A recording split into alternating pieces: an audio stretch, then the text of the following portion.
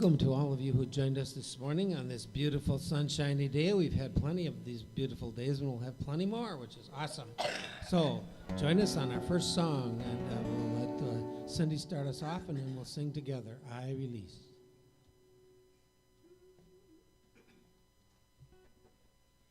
There was a time in my life I thought I'd have to do it all for myself. Didn't know the grace of God was sufficient. Didn't know the love of God was at hand. But now I can say, if you are discouraged,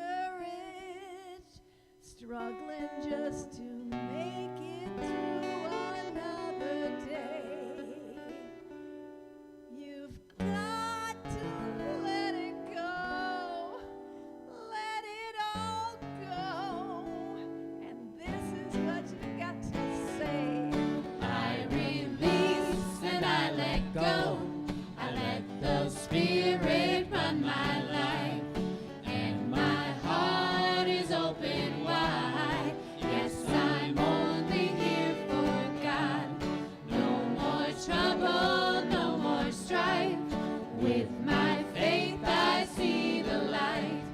I am free in the Spirit. Yes, I'm only here for God. I release and I let go.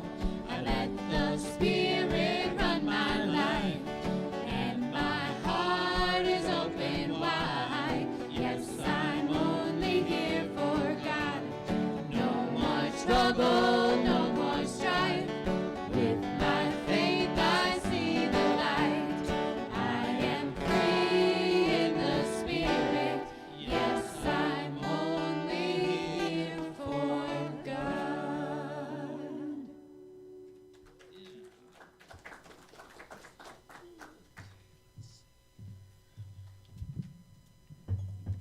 Good morning, everyone. My name's Linda. I'm your chairperson this morning. And welcome here and welcome at home. So on Friday, there was a book study group here at 1 o'clock called Happier Than God. And I was planting outside, and I came in for the last, as it turned out, 10 minutes and listened in. And people were really excited about the quote, what you resist persists, and to let go of resistance. And someone else said, rather than oppose, compose. I'm like, oh, compose, that could be like compose yourself, self-regulate your emotions and so on, your physiology, or probably both, it can mean to create. So I thought later on, well, what would all of that look like if one were not to resist? What would that look like? Someone says something that you interpret as being intentionally cruel. How would you not resist that statement, right? So I think the group can continue to study and talk about that, because in Unity we have our 5 principles, and one of them is to put it into action. Well, what would that behavior look like? So I have more questions these days than answers, as my mother said I always did. And so I went to AI, and AI said that it is thought that Swiss psychologist Carl Jung is the first person who said, what you resist not only persists, but will grow in size. His idea refers to the psychological process of repressing or denying parts of your own unconscious shadow, such as negative emotions or personality traits. So he went on to say, embrace it. Embrace whatever the negative emotion is, the emotion that you're not wanting to have. Embrace it. and it will dissolve. And I say, acknowledge it, and it will transform. So in the way I put my principle number 5 into action is to say, I am feeling sad right now. And if I need to sob, I'm going to let myself sob. And I may still work on the composing myself and not do it while I'm standing in front of you all, but I might do it somewhere else. Or I might acknowledge that I think those words you just said to me had an intentionality of cruelty in them. And I feel very uncomfortable about that. What's going on here? You know, did you have some cruelty in your life and now you're passing it on to me, or what's happening here? So acknowledge it that's my best wisdom that I can share. He goes on to say, by resisting or suppressing an unwanted thought or emotion, you inadvertently strengthen it by focusing your energy on it. This paradoxically causes it to linger or return with greater intensity. And I've had people tell me that their spouse said something to them and it was cruel, and I'm like, oh, when was that? 14 years ago. Well, I think that's a good example, right? So the idea of no resistance, however, comes out of Eastern philosophies like Taoism and Buddhism. So in Taoism, they have the concept of wu-wei, often translated as non-action or effortless action, meaning acting in alignment with the natural flow of life rather than fighting against it. We just lost our 20-year-old cats 6 weeks ago, one, and Tuesday the other. And there is this natural flow of life of the body at a certain point. When a cat's 20, it's like being a human at 98 to 99 years old. So there's all that goes with that. That's the natural flow of life. Rather than, oh, why is God taking him from me? Right? That would be a resistance to the natural flow of life. Buddhism. Their core principle is life is suffering, which is caused by resistance, an attachment to a reality other than what is. 98-year-olds die. It's like, I don't want him to die. So that would be, again, the resistance. So by letting go of resistance and attachment, one can relieve suffering. So they say non-resistance is not passive inaction, but rather a deep act of presence and acceptance. A deep act of presence and acceptance. And that can be painful. But it's a pain that can pass if we can be present with it rather than to resist it.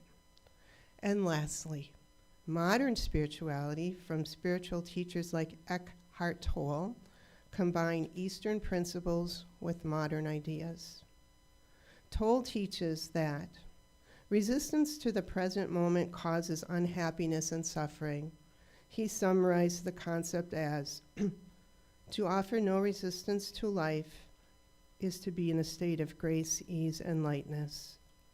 To offer no resistance to life is to be in a state of grace, ease, and lightness, and all that goes with it. So some would say the full catastrophe of living. John Kabat-Zinn said that. So that's all I have to say this morning in my welcome, and it's great to be here with everyone. So let's go on with the rest of our service. So let's try to think really what the meaning of these words are as we share in speaking our vision together.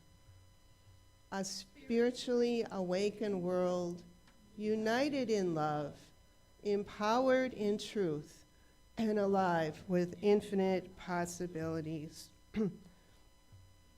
And our mission, awakening divine potential in all through love, learning, prayer, and positive living, and our values: acceptance, compassion, connection, diversity, love, peace, prosperity, and spiritual growth. We are full of values, let me tell you. And we celebrate our children. Unity of Appleton sees the divinity in all children and nurtures their unfolding spirituality.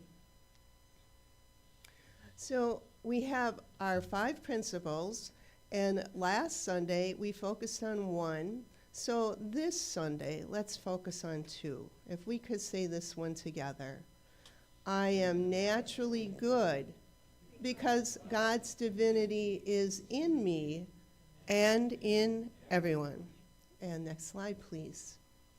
And so our word for the day is beautiful. When I am fully present to life. Where did we just hear that? I find beauty everywhere. Looking up at shimmering stars, walking through a field of marigolds, or sitting by the ocean. I rejoice in the beauty of nature. It truly is a wonderful world. The beauty that delights my senses also lives in me.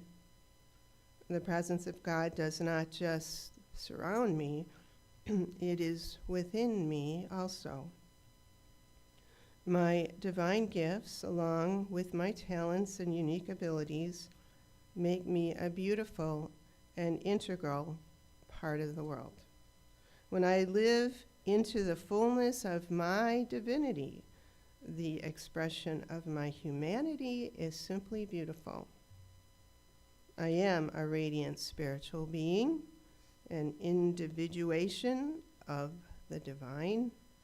I honor the presence of God within myself and all others. We are beautiful. And from Psalms, one thing I asked of the Lord, that I will seek after, to live in the house of the Lord all the days of my life, to behold the beauty of the Lord. Please, let's say together the line at the top. Beautiful. The world becomes beautiful when I find God in it.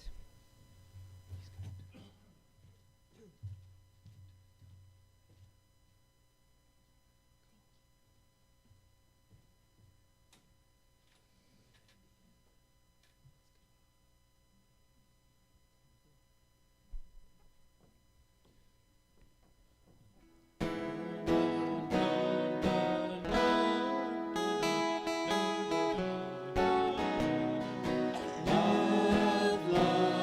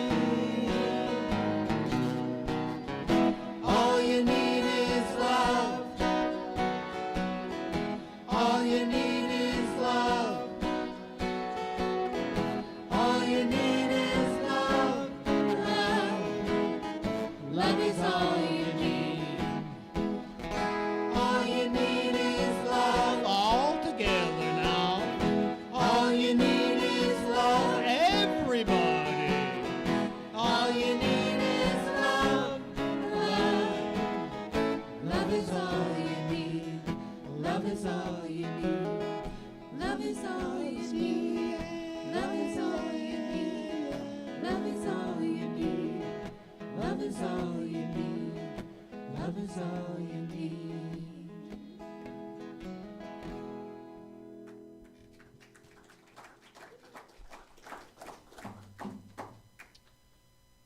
Well, I get to reintroduce Reverend Evin Wilkins. He gets to come to us 2 weeks in a row. What a privilege we have to have him joining us from out west again.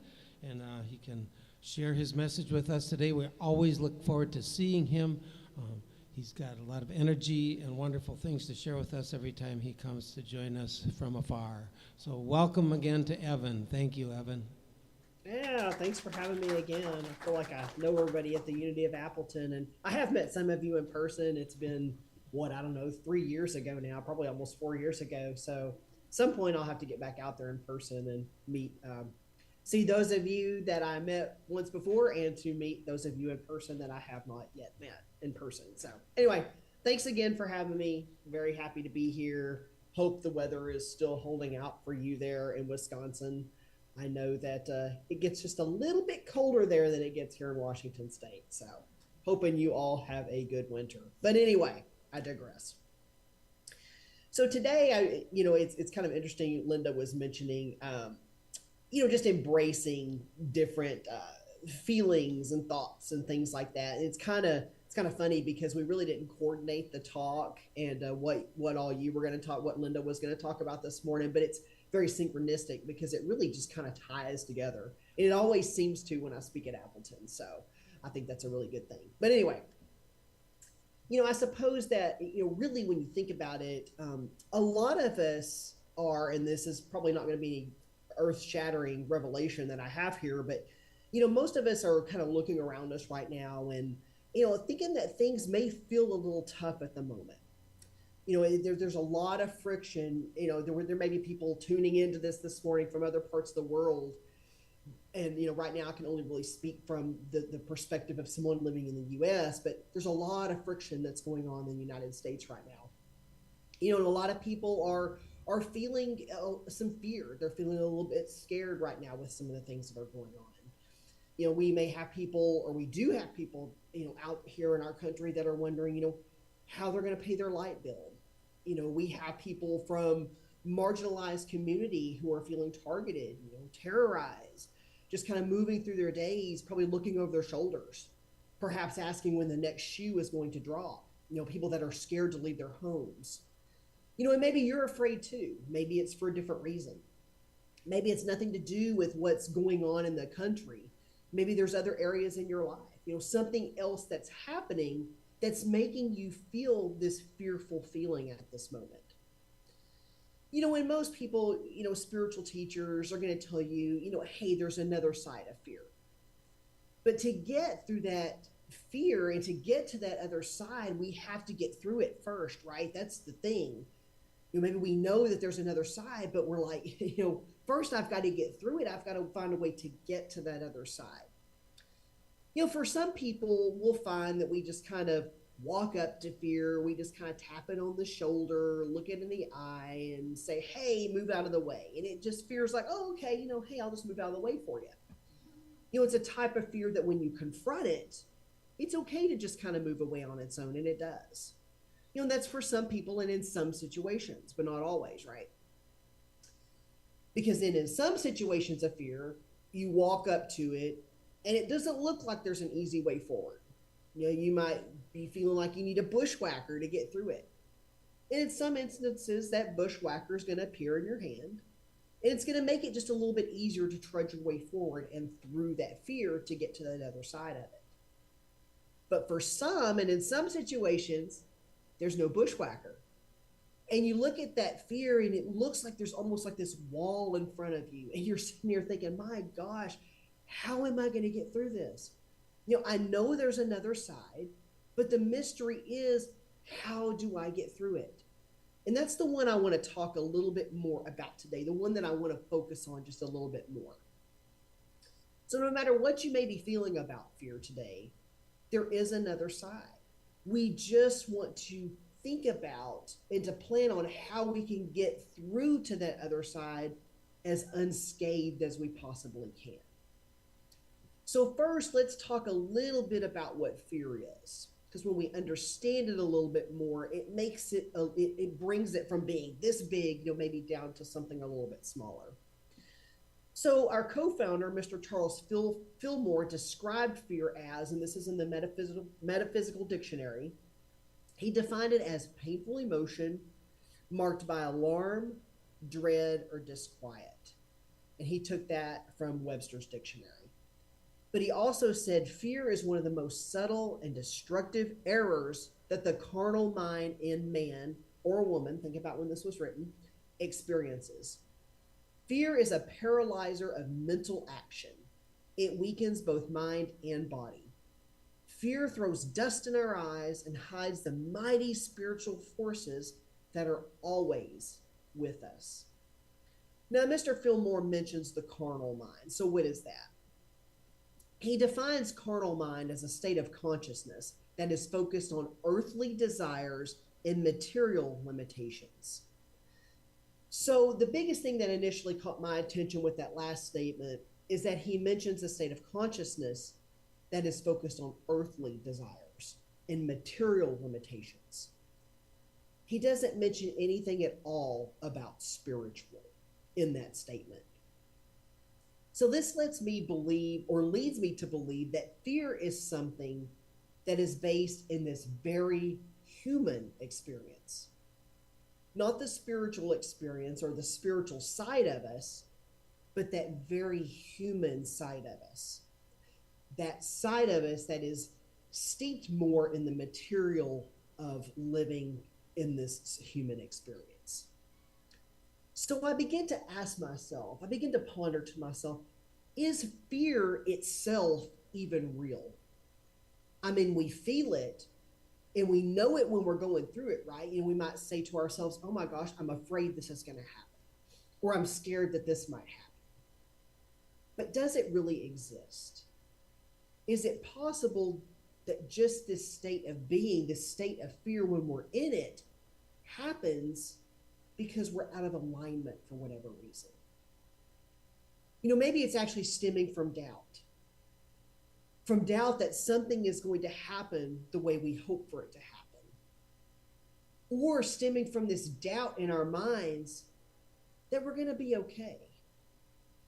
We can begin to feel this fear or these feelings of fear when we don't feel safe, right? That's really probably the whole foundation of feeling fear. It's because somewhere, somehow, we doubt that we're safe.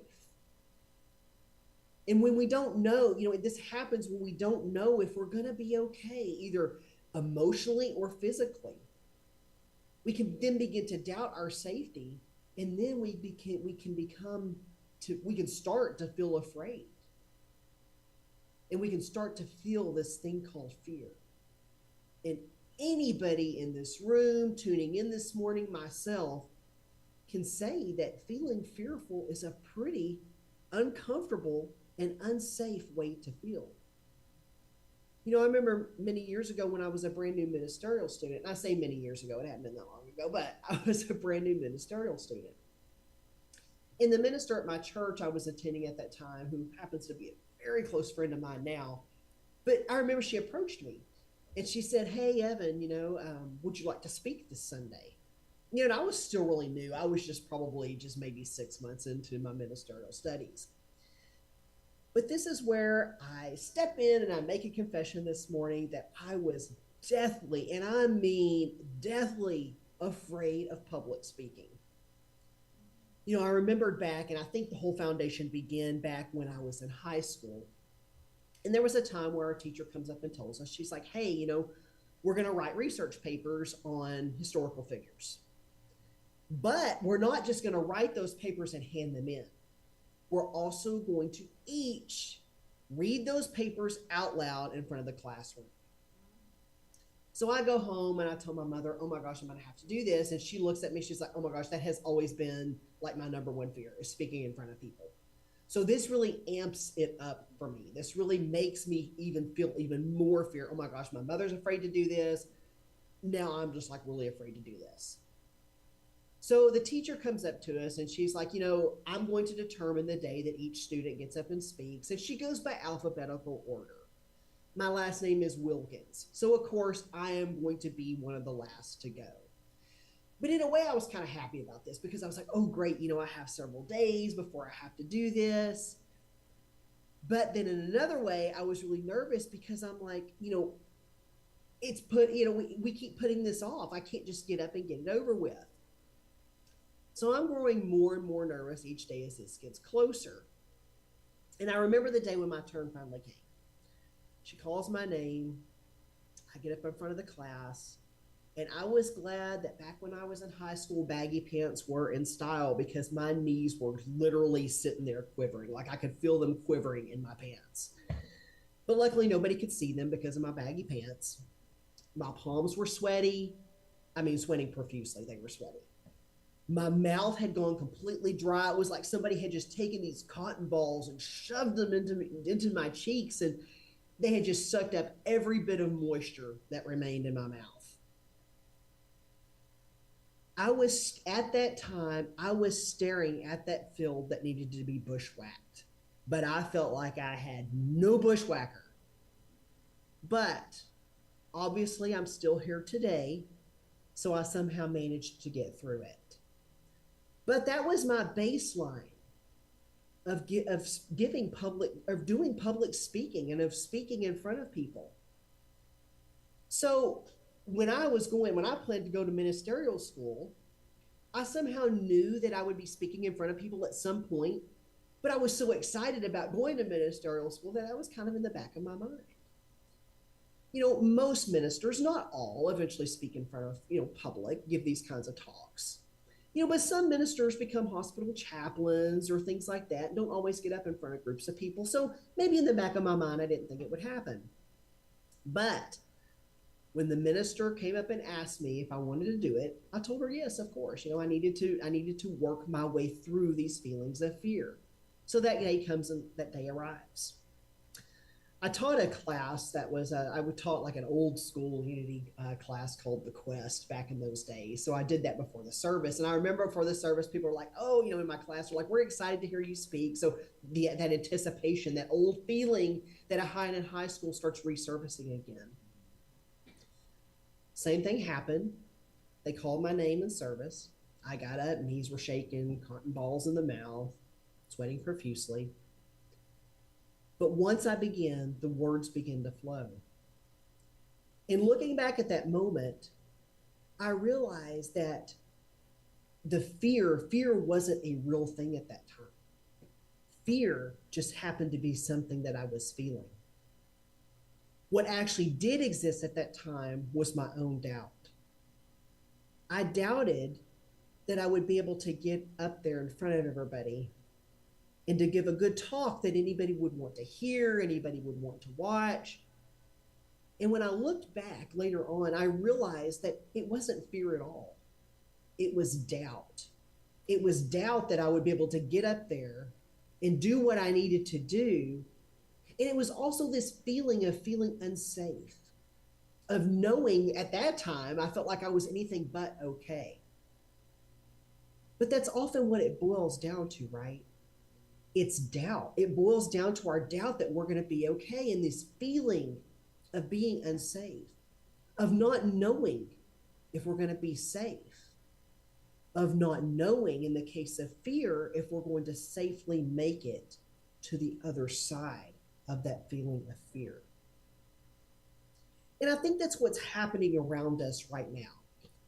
There are people who don't know that they're going to be safe, who don't know if they're going to be okay. There are people that are not feeling safe, and you might be one of them right now. You might not feel safe for one reason or the other right now. It may be politically, or maybe it's not. Maybe it's because you've lost your job. Maybe you're retired and you're thinking, I don't know if I'm going to have enough money to buy groceries, to pay the mortgage or the rent, the taxes or the insurance. Maybe you're afraid you're going to lose your health care.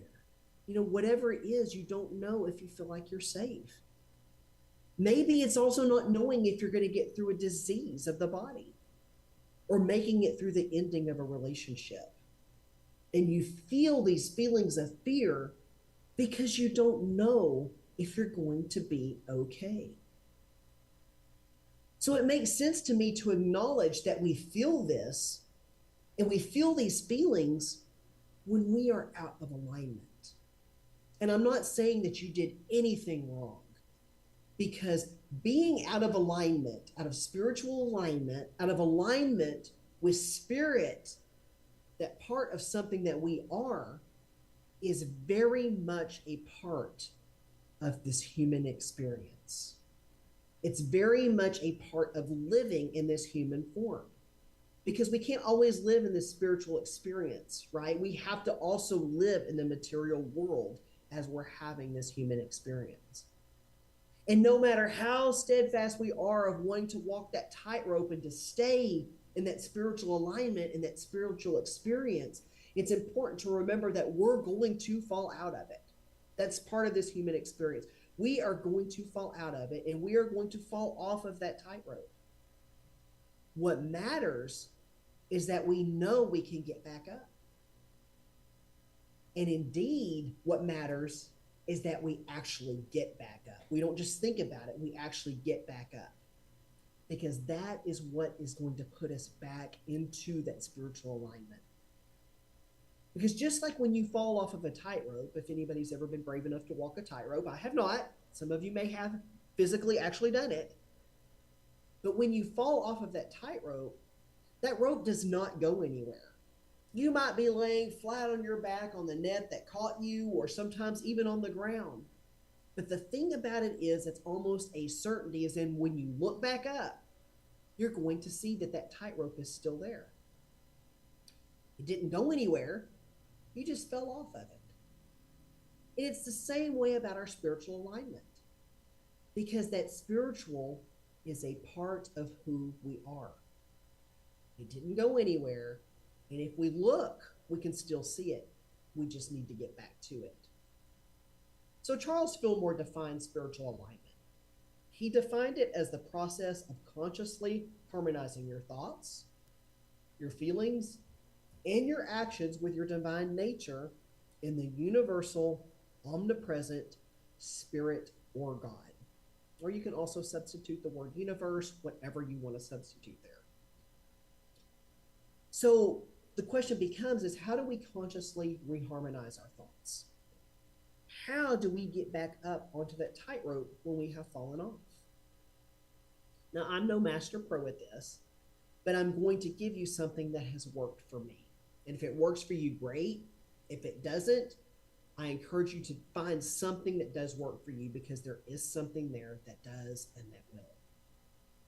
But right now for me, I look around me and I don't like the direction that the country is going in. This is me. I don't like the direction that the country is going. You know, as a veteran, I feel that the things that I chose to serve this country for are being affected, and that bothers me. And I have found myself feeling worry. You know, worry is kind of the same way as something that we feel. But that can be fear-inducing, right? It causes me to feel this fear that things won't be okay. Now, I often counteract that fear by listening to and reading words of a popular historian, and you may or may not have heard of her, but her name is Dr. Heather Cox Richardson. And every evening she writes these letters called Letters from an American. And in one, not too long ago, she mentioned something, although I was already aware of this, but I hadn't really thought about it for some reason at that time, but it really hit home for me when it came from her. Someone voiced their fear. And when asked what they could do to kind of, start moving through that fear, Dr. Richardson tells them, she says, create joy, create your art, create your music, read books, build and spend time with your communities. And I realized she said those things because those are things that are in your control. Those were in things that are in my control. Those are things that we create. They are things that I looked at them as things that I could control, and things that I could control in that moment. So it made me start to take a look at those things in my life that I can control in any given moment. For me, that was making the conscious decision to get back into martial arts. It was something that I hadn't really been involved in since I was in my early 20s. So it was a conscious decision of something that I could control. And it feels good now to have gotten back into it, to be able to move my body in those ways, to be able to learn the breathing, and to be able to help it to control the way that I feel in any given moment, just to get back into the art itself. That is something that I can control. And in that, those fearful feelings that I was feeling have begun to diminish, even if only in that moment when I'm practicing. I also created and I maintain a paranormal site. I'm a paranormal enthusiast. I love anything to do with the paranormal. But I podcast there. I write there. I share paranormal stories. I sometimes share live paranormal investigations. Again, it's something that I can control because I am creating when I'm there. Again, I am controlling what I can control at that time. And I say all this to demonstrate that we can all find those places in our lives that we can control at any given moment. And when we do this, we find our power. And when we find our power, we begin to move back into that place of spiritual alignment. We begin to lift ourselves up when we do that, moving back toward the direction of that tightrope that we fell off of. We begin to elevate our consciousness once again, moving back into that alignment of spirit, that part of spirit that is very much a part of what we are. So I recently found a quote contributed to Lao Tzu that said, and remember at the time, again, this was written, you can use any pronouns that you wish, but it was written as, "He who conquers others is strong, but he who conquers himself is mightier still." Now, I'm not saying that you need to leave here today and go sign up for martial arts. But what I do invite you to do is to think about those things in your life that you can control in any given moment. Maybe it's to take a walk even. Maybe it's to call a friend. Maybe it's to eat your favorite food, to read a book, whatever it is. There is power in making that decision to control what you can control in your life. And when you do that, you begin to conquer those feelings of fear because you begin to see that you are in control of your life. Not some politician, not your next door neighbor, not anybody else but you. And it may sometimes feel that it's the other way around, right? I mean, it can feel that way at any given time, but in reality, that power belongs to you and to you alone. So that's one of the things I do when I feel those feelings of fear starting to stir or starting to kind of get out of control a little bit. I look around me and I think about what it is that I can control in my life at that moment, and I do that. And I invite you to try that too. When you begin to feel those feelings of fear stir inside, and you know when they're starting to stir because things aren't feeling good, right? You may start also feeling other things like anxiety or stress, and all of them are kind of the same thing. It's still these feelings of thinking that you're not going to be okay, or these feelings of doubt that begin to stir those things up.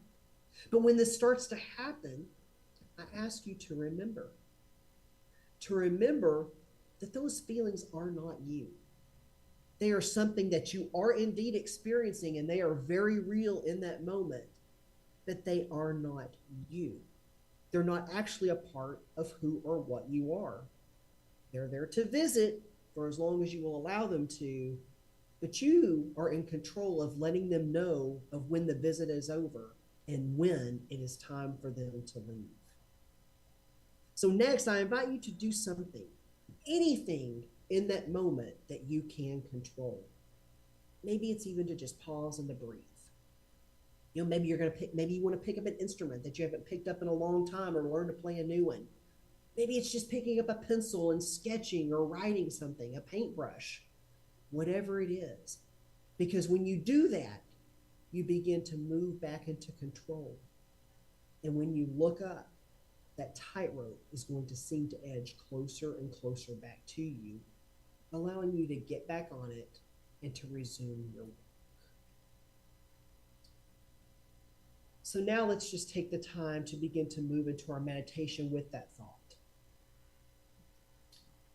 Let's just gently close our eyes and just allow ourselves to breathe, because that's something we can control in this moment as well. We can control our breath. So just gently close your eyes and just allow yourself to begin to breathe.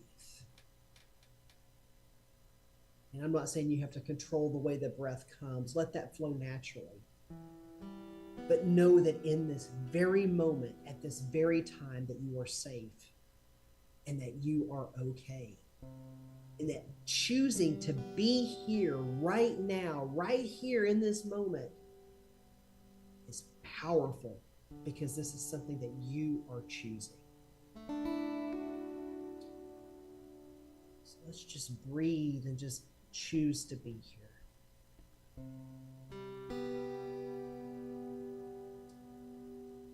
And in this moment, I invite you to remember someone or something that represents power to you. Maybe it's a favorite superhero that you admire because they have the power to fly or to climb walls or whatever the case may be. Or maybe it was someone in your life, a grandparent, a parent, a mentor, a teacher. Whoever or whatever it is, I invite you to just bring to mind this person or this object. Maybe it's a powerful car. But bring that thing or that person to mind right now.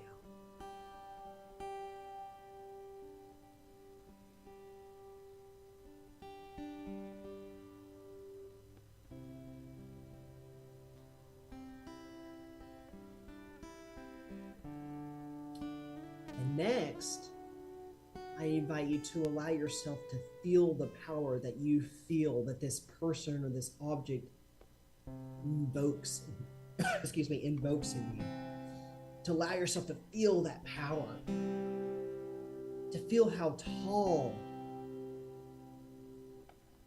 this person or this object makes you feel when you think about it, or them.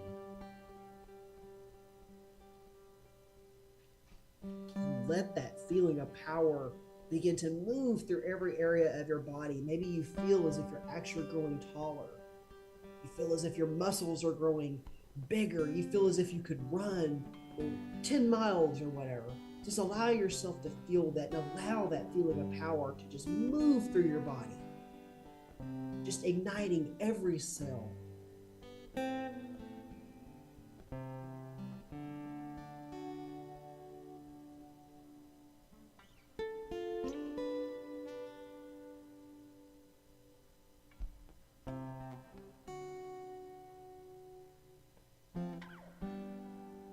Allowing that power to begin to expand until you feel as if you can no longer contain it within your flesh. It's beginning to just infuse everything. Maybe you're beginning to glow, this powerful glow. Maybe it is beginning to expand beyond your body and to touch the other people that are sitting close to you, that are standing close to you. Allow it to continue to grow and to move and to expand. Feeling even more and more powerful as this happens.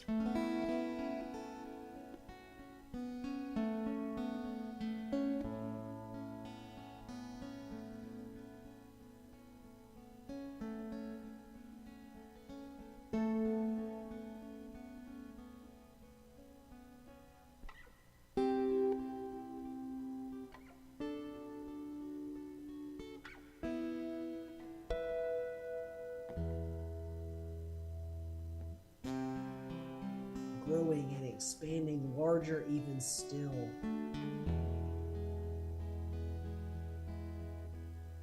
Maybe it's taking up the entire room. Maybe it's moving out into the city of Appleton, the entire state of Wisconsin. Just allow it to continue to grow, however large it needs to grow.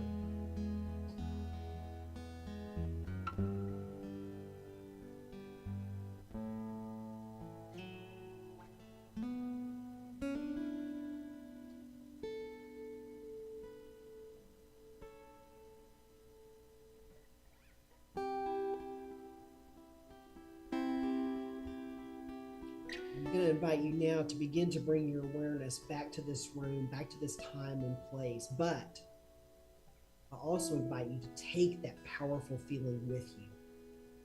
And anytime you feel as if you're starting to feel those feelings of fear or something that doesn't serve you, begin to creep in. Remember this feeling of power. And each time you do something that is in your control, remember that feeling of power. And not even just a feeling, just remember power is who and what you are as well. Just remember that this is a part of you. That part of spirit, that being in alignment with spirit is your true nature. Because spirit is also a part of who and what you are. And in that, there's only space for fear to just come make a quick visit and to leave. And I invite you to remember that, because that choice is yours. When to allow it to stay and when to tell it to get the heck out of Dodge. Namaste.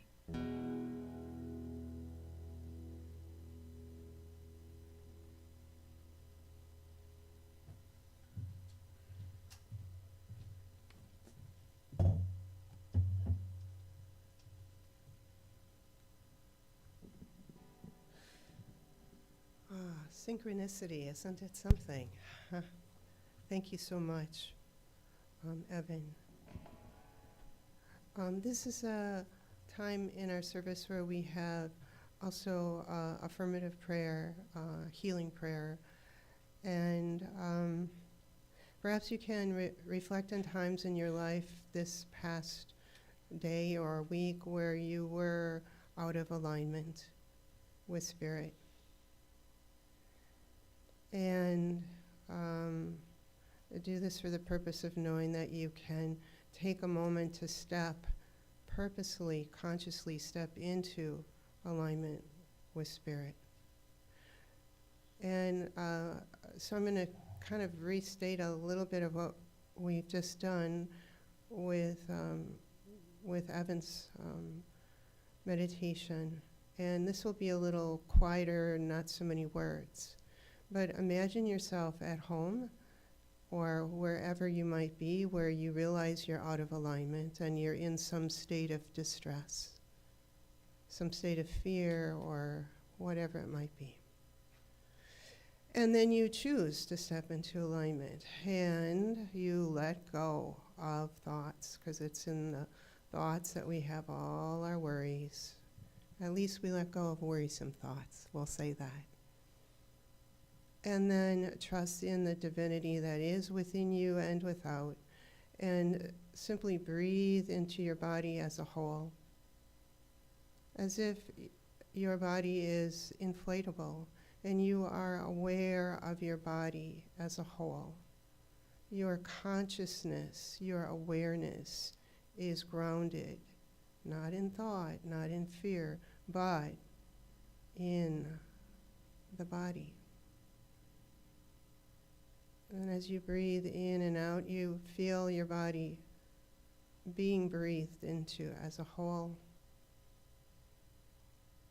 and beyond its skin into a place of spaciousness that does indeed expand and connect with all. I'll be quiet for half a minute as you simply work with that.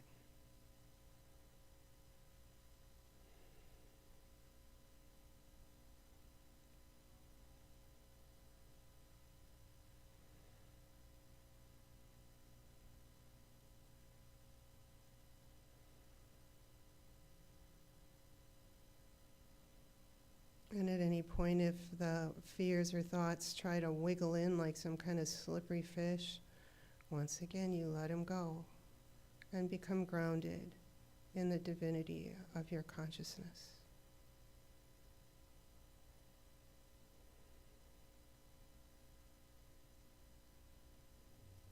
And so it is.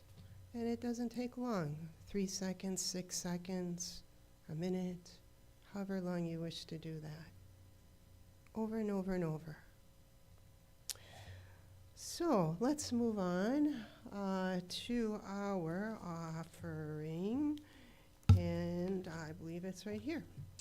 So we have an affirmation of our prosperity as well. Divinity, Unity of Appleton is alive with the energy of spirit in the flow of divine abundance and radiant with unlimited possibilities. And we celebrate together our giving and receiving. Divine love in and through me blesses and multiplies all that I am, all that I have, all that I joyfully give and willingly receive.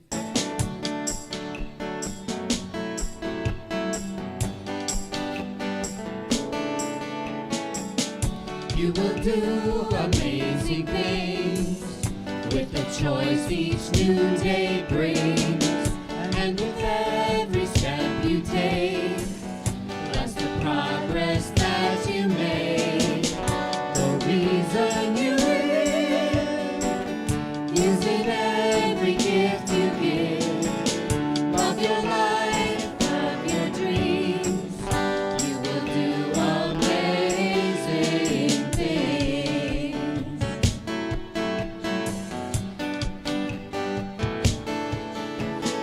Amazing, amazing. You will do amazing things. Amazing, amazing. You will do amazing things.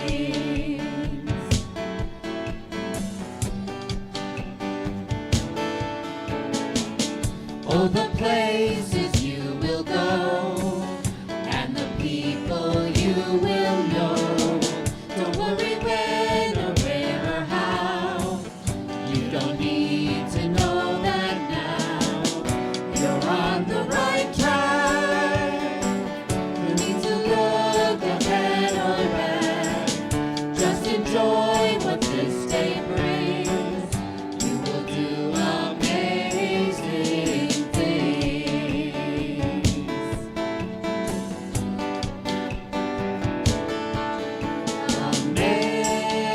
Amazing, amazing. You will do amazing things. Amazing, amazing. You will do amazing things.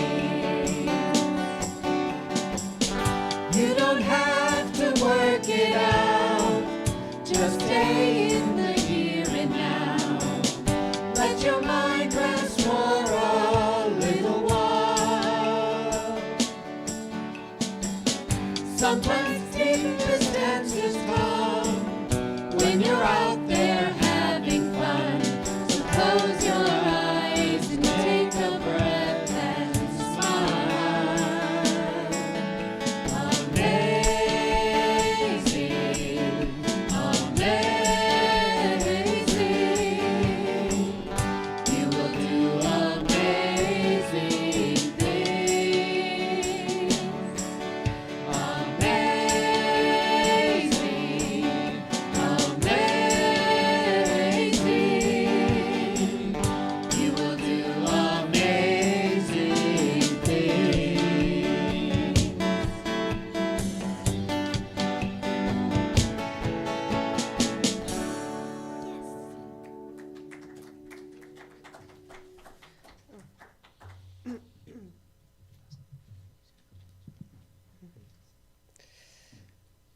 Thank you, Unity of Appleton and newcomers here today for sharing your presence, your gifts of your treasures. That helps us to be a community. Thank you truly.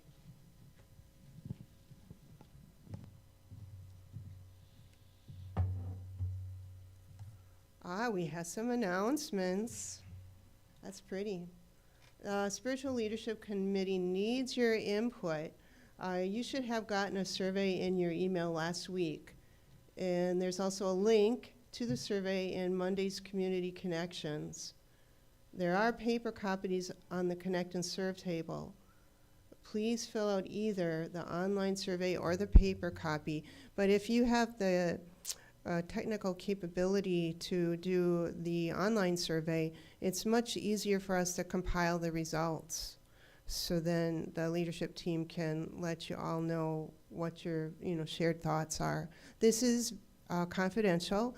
Even online, your email will not show up. But if you do need to do the paper copy, we are happy to get your feedback that way. So please do that as well. Unity of Appleton's Friendship Sunday is this coming Sunday at 10 a.m. So we are going to follow this with a delicious lunch. So think about what Evin talked about last Sunday is, inviting and welcoming people. I'm so glad to see some newer faces here today, and old faces, and familiar young faces, and all your faces, honestly. But think about, just inviting people to come for lunch, and then might as well come at 10 o'clock and hang out with us too, right? So when you bring that potluck, the sign up is on the back, and so the next Sunday also include a little label as to, is this vegan, vegetarian, carnivorous, or whatever it is, gluten-free, because people have a whole variety of diets, and then that allows everyone to be fed. Okay. Help folks stay warm this winter. We are looking for donations of children's winter coats along with warm socks and gloves. Bring them in by October 5th to the 19th. Yeah, thank you. And Sunday school update. Okay, That's President. on me. So the board just wanted to give everyone a little bit of an update as far as what's going on with our Sunday school program. So we are still working on finalizing some of those plans for what that is going to look like for our kiddos, because I know we have some newer ones, some older ones, younger ones, so just kind of trying to figure that out. We will have some volunteers, like Carrie is down there today, just helping out with some games, activities, maybe some crafts, but we are still looking for some volunteers in the meantime. It is nice for us to be able to have 2 people down there, especially if there are a handful of kids. So again, we're just asking for any volunteers, any suggestions to help us make the program better. Thank you. Thank you, Angelina. Deb Walker is speaking or leading us 1 p.m. on Wednesdays through the Unity booklet called Return to Wholeness. With Return to Wholeness, discover the power of mind that is always yours as you explore universal healing principles for creating your own health. And people are welcome at any point. The ongoing book studies at Unity, You Are the Happiness You Seek, Mondays at 6, Happier Than God, Fridays at 1, and Messages of the Monarch immediately after Sunday service at 11:30. And I see that Sherry Neal, who is the author of Messages of the Monarch, is with us here today. Yay. So, woohoo! And once again, you're welcome to come and join in, even though this might be your first time. Okay, well, if you care to stand, go ahead. Otherwise, we will join together in saying our prayer of protection. The light of God surrounds us. The love of God enfolds us. The power of God protects us. The presence of God watches over us. Wherever we are, God is, and all is well.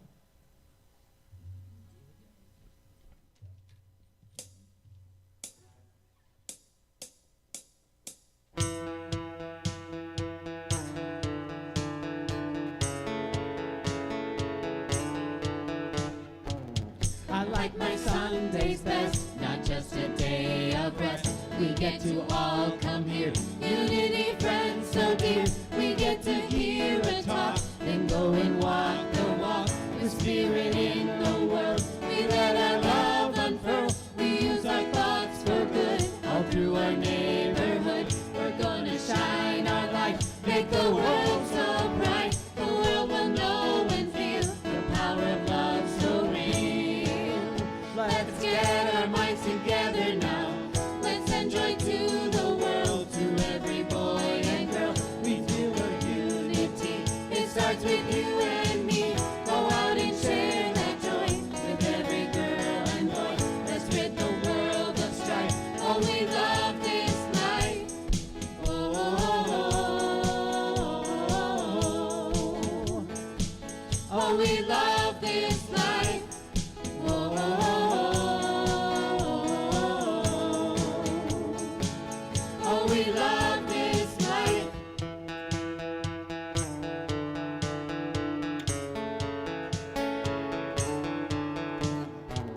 We know the power is real, in unity we feel, with love from me to you. There's nothing we can't do, the world needs our love now. Let's go and show them how.